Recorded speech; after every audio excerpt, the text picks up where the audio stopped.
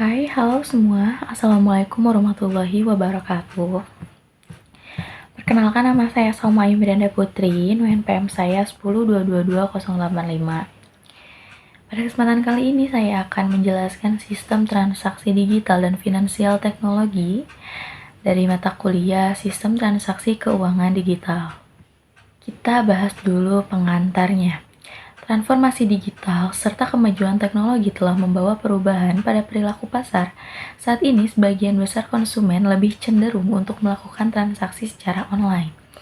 Transformasi digital berlangsung di industri jasa keuangan dengan sejumlah investor non-bank yang menawarkan produk dan layanan teknologi keuangan yang dihadapi pelanggan dan lembaga keuangan. Transformasi digital mencakup ekonomi pasar berkembang di banyak tempat, menawarkan alternatif digital yang layak bagi bank tradisional. Finansial teknologi merupakan teknologi inovatif yang bertujuan untuk mengoperasikan layanan keuangan tradisional menggunakan program komputer dan teknologi informasi.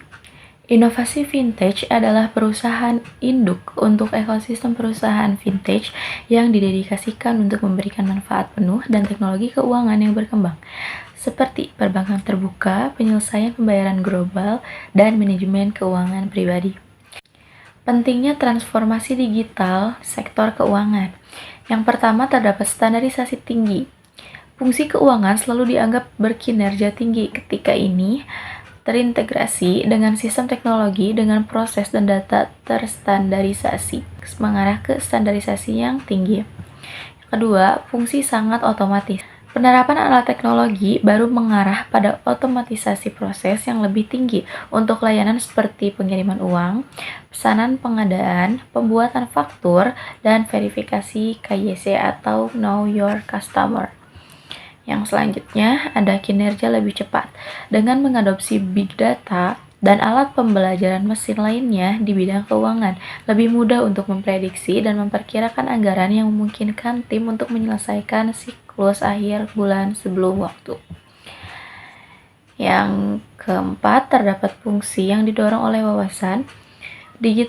Digitalisasi telah memodifikasi model keuangan sedemikian rupa sehingga sumber daya lebih berkonsentrasi pada memperoleh wawasan daripada hanya berfokus pada transaksi. Selanjutnya, peningkatan pengalaman pelanggan dan karyawan. Tingkat informasi yang sama tersedia dengan pelanggan dan karyawan, dan dengan demikian lebih sedikit kekacauan dalam transaksi. Yang terakhir, pengiriman layanan yang baik. Sistem warisan yang terintegrasi dengan teknologi baru telah mengubah model operasi keuangan. Proses terstruktur telah meningkatkan penyediaan layanan. Selanjutnya terdapat inovasi vintage. Yang pertama yaitu ada mendorong partisipasi jaringan. Yang selanjutnya, dengarkan percakapan digital lebih baik. Lalu yang ketiga, perhatikan dan pahami semua ide serta kolerasinya. Yang keempat, mensintesis konsep serta dukungan proposal. Yang kelima, memantau dan melaporkan status serta hasil. Dan yang terakhir, memberikan reward kepada investor. Apa sih itu vintage? Vintage adalah salah satu sektor industri dalam perekonomian, terdiri dari para perusahaan yang menggunakan teknologi untuk memberikan layanan keuangan secara lebih efisien. Kalau bidang usaha vintage itu apa? Bidang usaha vintage merupakan layanan keuangan berbasis digital atau startup pembayaran, peminjaman atau lending, peer-to-peer lending, perencanaan keuangan atau personal finance, investasi retail, pembiayaan atau crowdfunding, terus remitansi, dan riset keuangan. Selanjutnya ada jenis-jenis vintage.